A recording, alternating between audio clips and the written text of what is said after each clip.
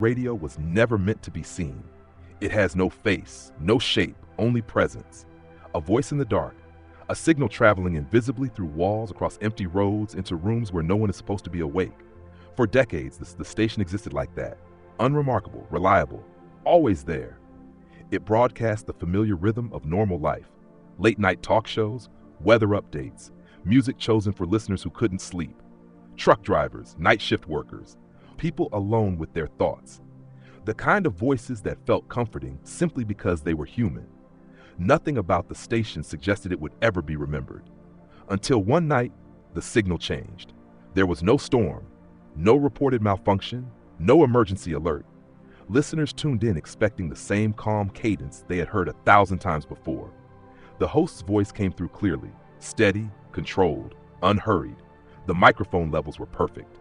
The transmission was strong. Everything was normal. And that was the problem, because when the interruption came, it didn't sound like an accident. It didn't crackle. It didn't fade.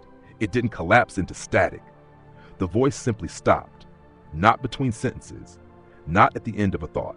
It stopped mid-meaning, as if something had stepped into the room and silenced the speaker without touching the microphone. For a brief moment, listeners waited. Radio silence happens. Dead air is not unheard of, but seconds stretch too long. Then the voice returned, only once. Calm, measured, almost reassuring. Open quote, "This is not an emergency. This is the end." Close quote. And then nothing. No sign-off, no music, no explanation. Just silence where a signal should have been. Those still listening adjusted their dials, thinking the frequency had slipped, but every scan led back to the same place, the same emptiness. A station that was still broadcasting, yet saying nothing at all. By morning, the transmission was gone. By nightfall, the building would be found empty.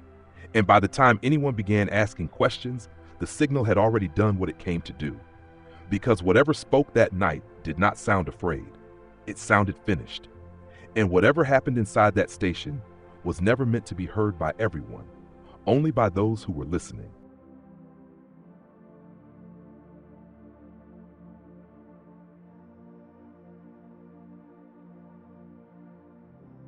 No one remembers the exact date.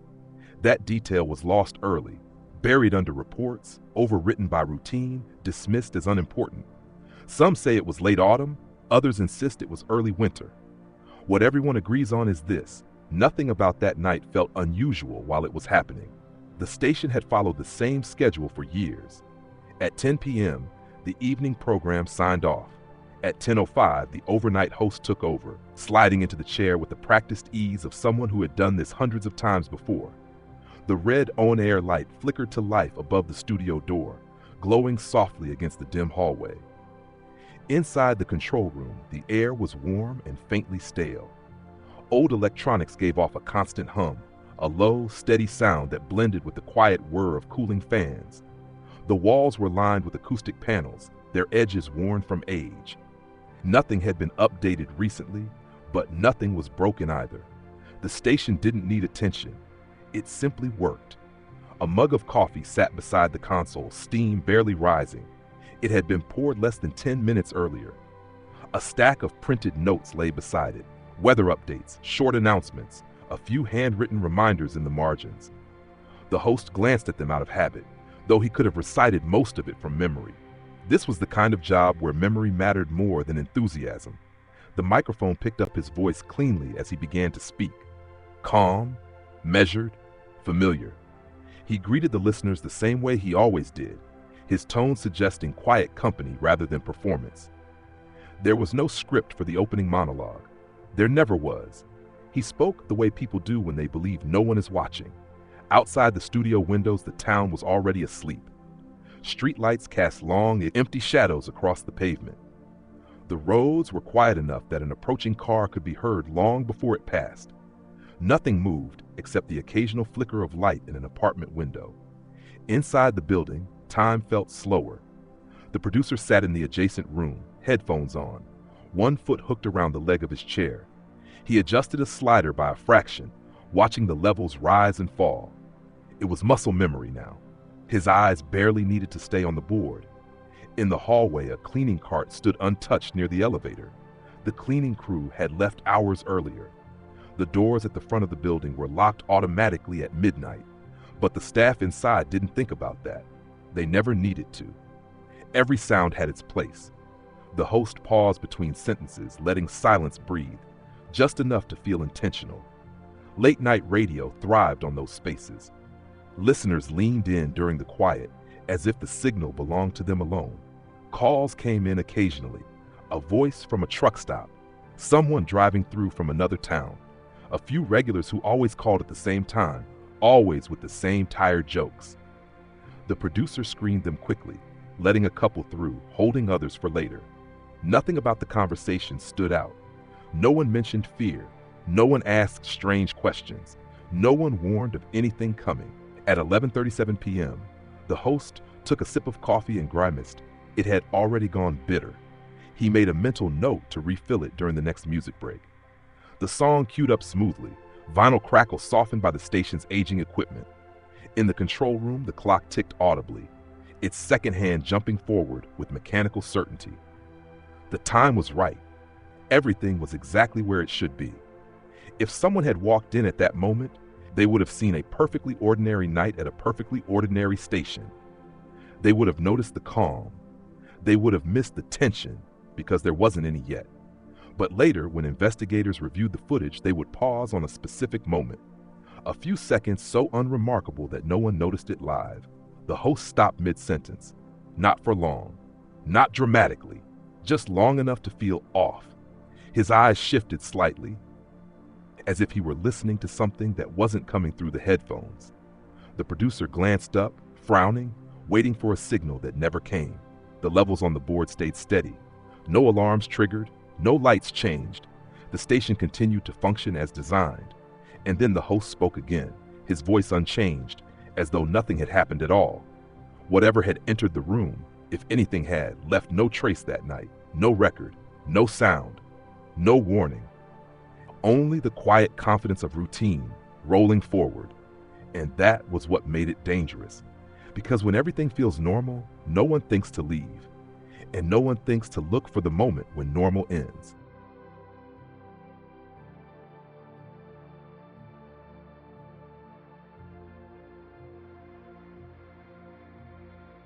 No one agrees on the exact second it began. Some listeners swear it happened just after midnight. Others insist it was earlier, tucked somewhere between the last song of the hour and the next weather update. The station logs offer no clarity. Timestamps blur. Seconds repeat themselves. The official record simply marks the transmission as interrupted. But those who were listening remember something else. They remember the feeling. The host was speaking about nothing important. A story that wandered the way late-night conversations do, circling familiar thoughts without ever needing to land. His voice was steady, low, intimate. The kind of tone that suggests the speaker is sitting alone in the room with you. Lights dimmed, the rest of the world held at a distance. Then the cadence broke.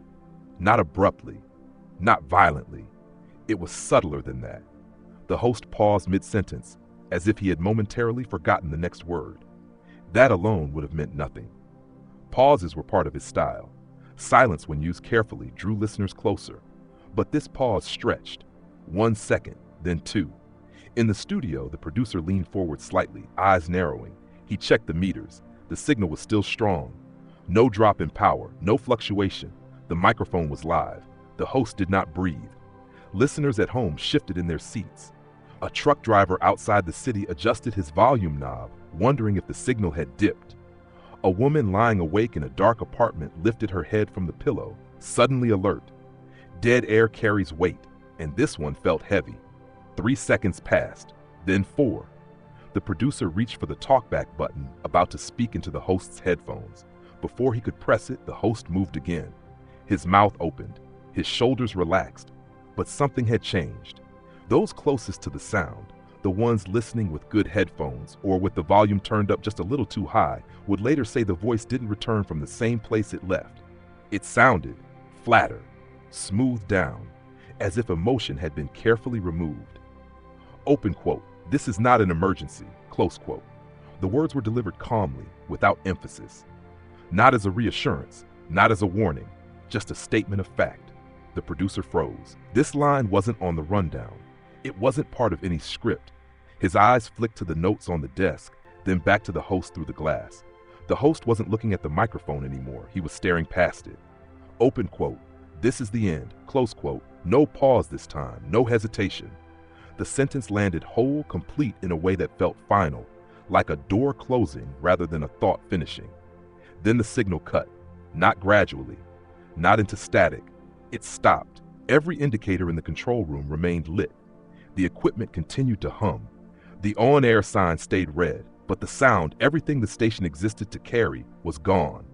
Listeners heard nothing. Not silence exactly, but the absence of sound.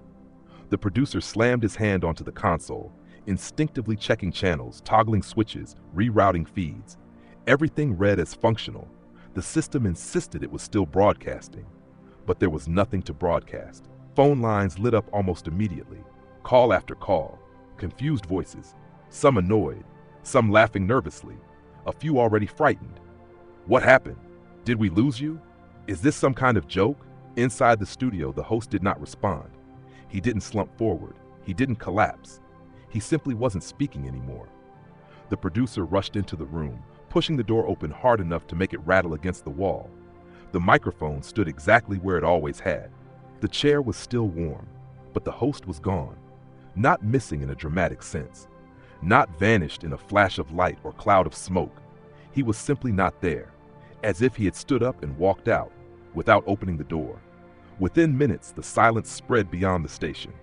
Other broadcasters monitoring the frequency reported interference, then nothing. Recorders captured a flat line where audio should have been.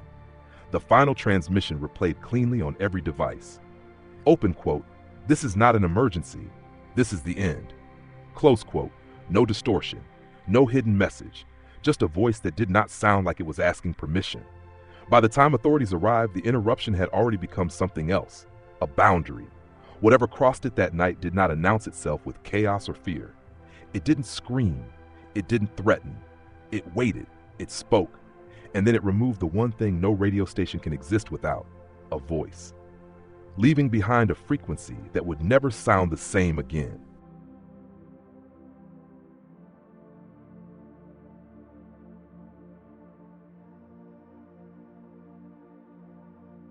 The first responders arrived expecting confusion.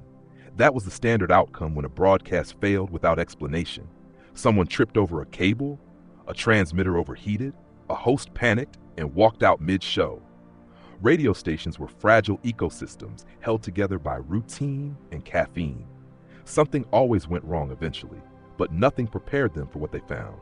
The building stood exactly as it always had, a low, concrete structure tucked between a closed diner and a row of darkened offices. The exterior lights were on. The station's call sign glowed faintly above the entrance, steady and unbroken.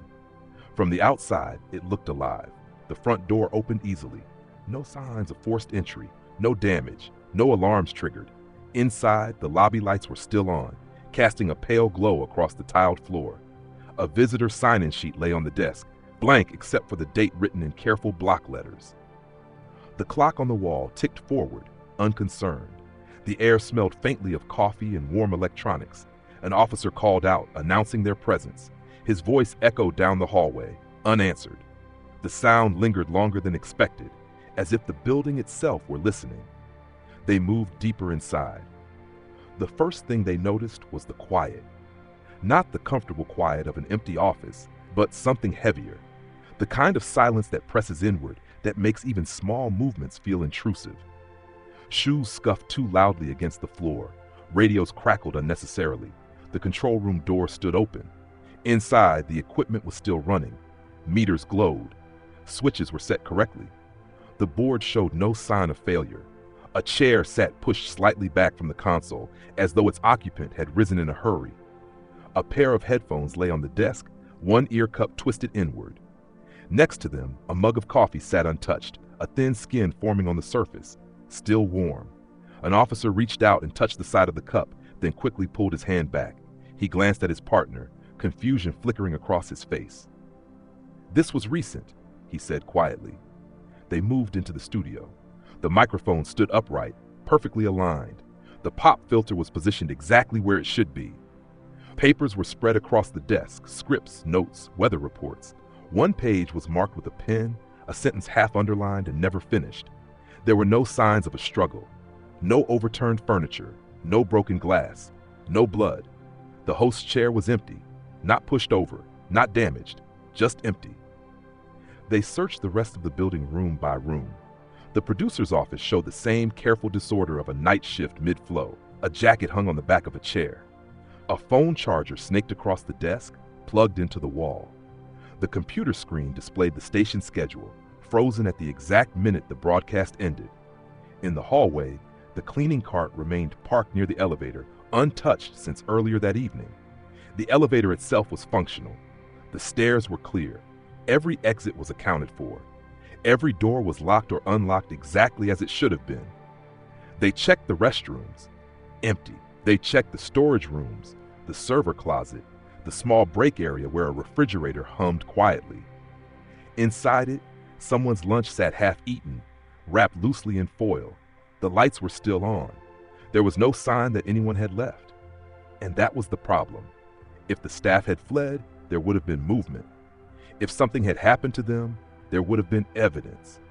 But the building showed no transition from occupied to empty. It was as if the people inside had simply been removed from the equation. Investigators arrived shortly after, their presence filling the space with purposeful noise. Cameras flashed, notes were taken, questions were asked aloud, though no one expected answers. They replayed the final broadcast on site.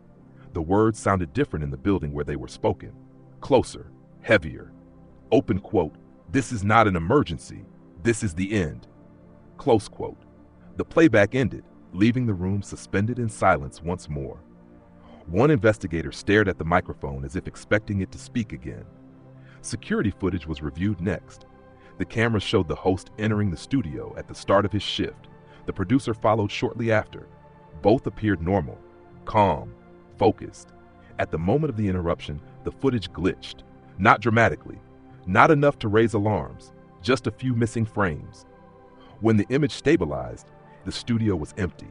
No one was seen leaving. No doors opened. No shadows crossed the frame. The people were simply gone. By morning, the building was sealed. No explanation was given to the public beyond a vague statement about a technical investigation. No missing persons report was filed immediately. There was hesitation, confusion over jurisdiction, a quiet hope that the staff would turn up somewhere else, unaware of the concern they had caused. They never did. Days passed, then weeks. The station remained silent, its frequency unused but not reassigned. Engineers insisted the equipment was functional, yet every attempt to restart the broadcast failed. The signal would activate, but no sound would carry through, as if the building had forgotten how to speak. Those who entered afterward reported an uneasy sensation, a feeling of being watched from empty rooms, of hearing movement where none should exist. Some claimed the microphones emitted a low hum even when disconnected. None of it was officially recorded. The case file grew thin. Without bodies, there was nothing to bury. Without evidence, nothing to charge. Without answers, nothing to... Eventually, the story faded from the news. But the building remained. Lights off now. Doors locked. Equipment slowly gathering dust. Still standing. Still waiting. And according to a few who still scan the dial late at night, still broadcasting something no one can quite hear. Because whatever emptied that building did not take the station offline. It only removed the people inside and left the rest behind.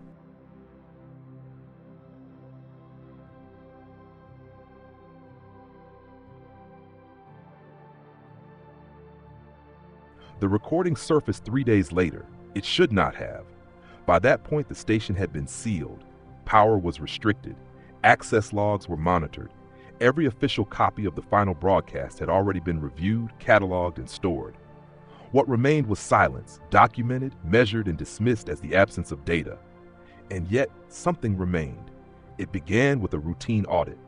A junior technician, assigned to back up archival material before the station's servers were shut down indefinitely, noticed a discrepancy in the audio logs.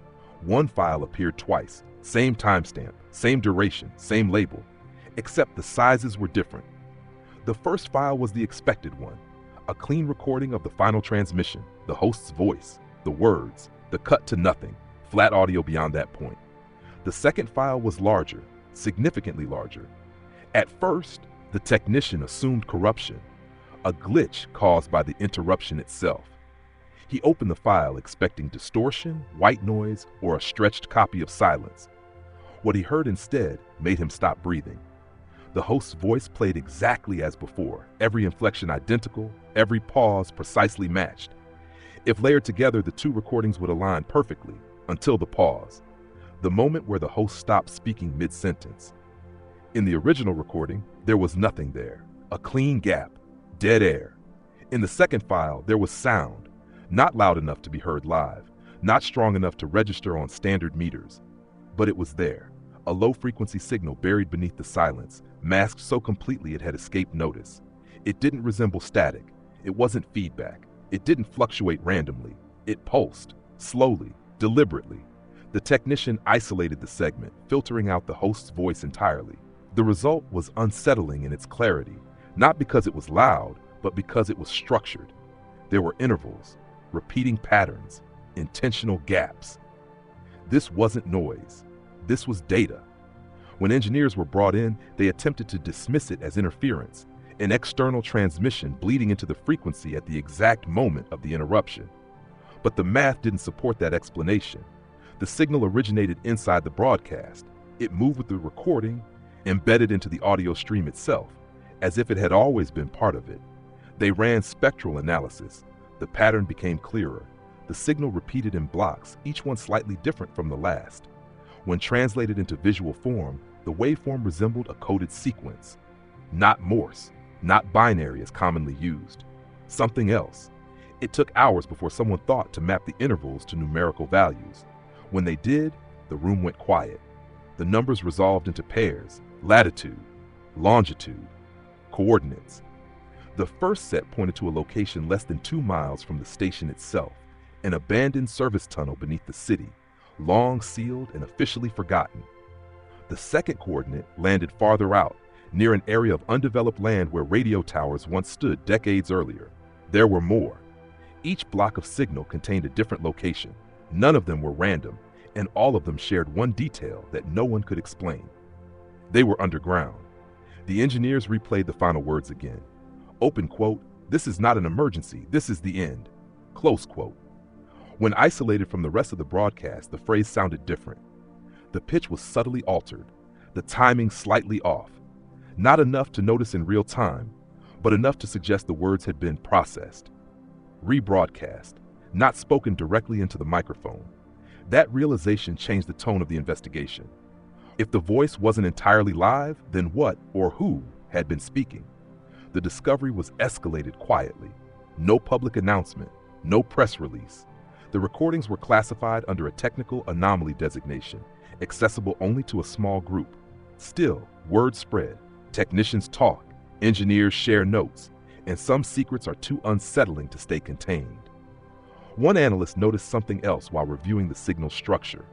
Between the coordinate blocks, there were short bursts of audio, too compressed to be understood as speech, too irregular to be dismissed. When slowed down and expanded, they revealed faint impressions of sound. Breathing, not human breathing, too steady, too synchronized, and beneath that, something rhythmic. Footsteps, not many, but enough. The analyst shut down his workstation without finishing the report. Another engineer claimed the signal changed when replayed in different locations. That the low-frequency pattern shifted slightly depending on where the file was accessed from, as if reacting to distance. That claim was officially denied. Privately, it was tested. The result was inconclusive, which was worse than confirmation. As the days passed, the recording began to affect those working with it. Headaches became common, sleep disruption, a persistent sense of pressure, described by one technician as standing too close to something that's humming. One person reported hearing the host's voice while off duty, coming from an unplugged radio in his car. When he checked the frequency, it was empty. The recording was moved to offline storage. Even there, it didn't stay quiet. Metadata logs updated themselves without explanation. Access timestamps appeared without corresponding user IDs. Once, briefly, the file name changed. No one admitted to doing it. The new name lasted less than a second before reverting. But one person saw it. It read, "End of transmission, phase 1." That was when the investigation stopped. The official conclusion stated that the signal anomaly was a coincidence, the coordinates meaningless artifacts of pattern seeking in corrupted data. The recording was archived, sealed, and removed from further analysis, but copies already existed, and recordings once heard are difficult to forget. Those who listened closely to the final broadcast after that point said they noticed something new, not in the words, but in the space around them. A sense that the silence following the phrase wasn't empty at all, that it was full, waiting. Because the recording didn't capture an accident, it captured a handover, a moment when something stopped using one voice and began preparing another, and whatever embedded itself into that transmission never intended to stay buried. It had already learned how to travel, through wires, through frequencies, through listening ears. All it needed now was time.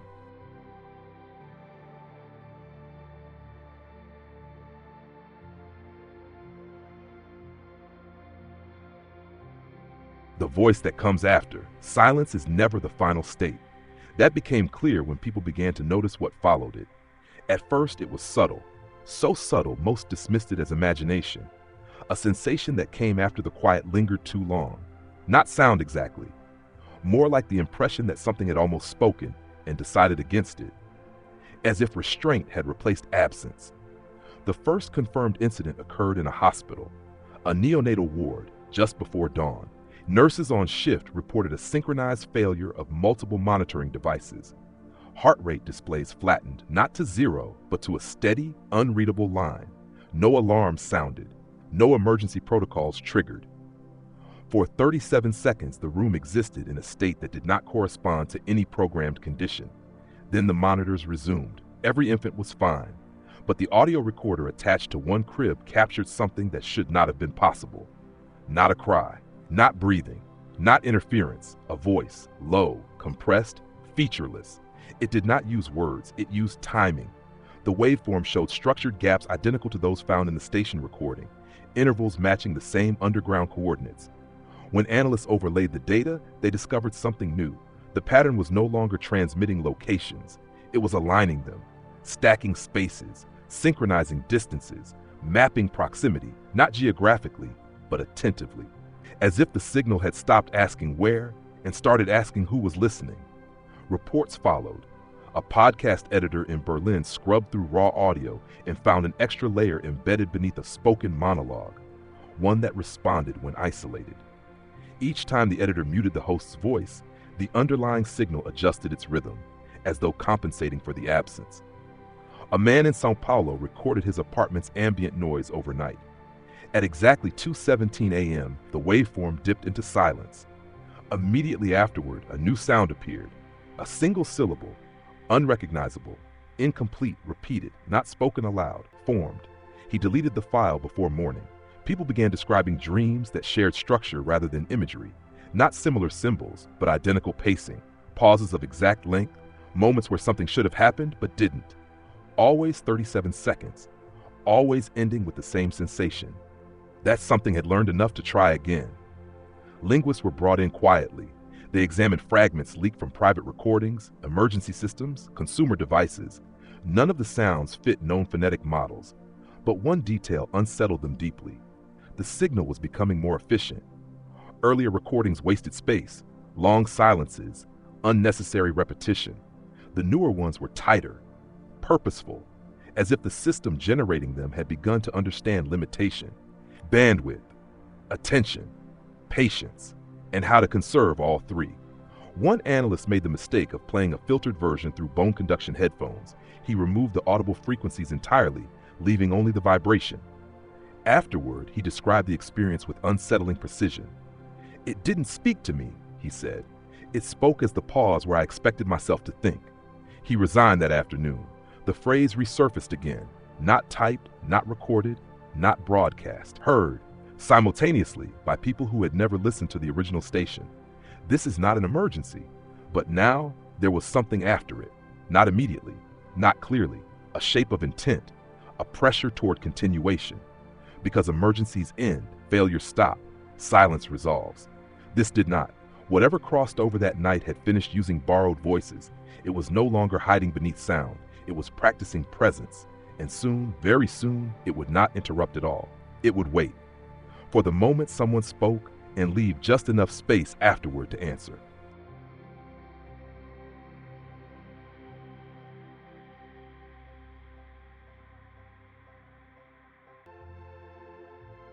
No official conclusion was ever released. The investigation ended quietly, not with answers, but with paperwork, files sealed, equipment dismantled, a frequency left unassigned. Without bodies, there were no victims to mourn. Without evidence, there was no crime to prosecute. What remained was a story that could not be closed, only set aside. The station still stands. The building hasn't been demolished, it hasn't been repurposed. It exists in a state of suspension, locked but intact, as if someone expects to return and finish what was started. The call sign no longer appears on any registry, yet the frequency remains strangely empty, avoided by broadcasters who claim their equipment behaves unpredictably when tuned near it. Officially, nothing is there. Unofficially, people still listen. Late at night, when interference is low and the world feels thinner, some say they can hear it. A faint pressure in the air, a subtle resistance in the silence. Not a voice, not static, just the sense that something is waiting on the other side of the dial. The final transmission has been replayed thousands of times. Each playback sounds the same. Each pause lasts the same length. Each word arrives exactly where it should. Open quote. This is not an emergency. This is the end. Close quote. But endings are supposed to feel conclusive. This one doesn't. If it wasn't an emergency, then nothing went wrong. If it was the end, then something else must have begun. That is the question no report could answer. Who was the message for? The staff in the building didn't react in time. The listeners at home were never warned. And whatever embedded itself into the signal didn't ask for permission or confirmation or response. It spoke. Then it waited. Perhaps the broadcast wasn't a warning at all, but a statement of arrival. A line drawn between before and after. The moment when silence stopped being empty and started becoming something else. Something capable of spreading, capable of listening back. Because radio has always worked both ways. We transmit, we receive, and sometimes we leave the channel open too long, assuming no one else is there. The unanswered signal remains archived, untitled, and unresolved. Not because it lacks meaning, but because meaning may no longer belong to us alone. If the voice wasn't human, then it learned how to sound like one. If the silence wasn't accidental, then it was intentional. And if the broadcast truly ended something, then whatever continues now does not need to speak loudly. It only needs us to listen. And the most unsettling question is not what happened that night, but whether it ever really stopped broadcasting at all.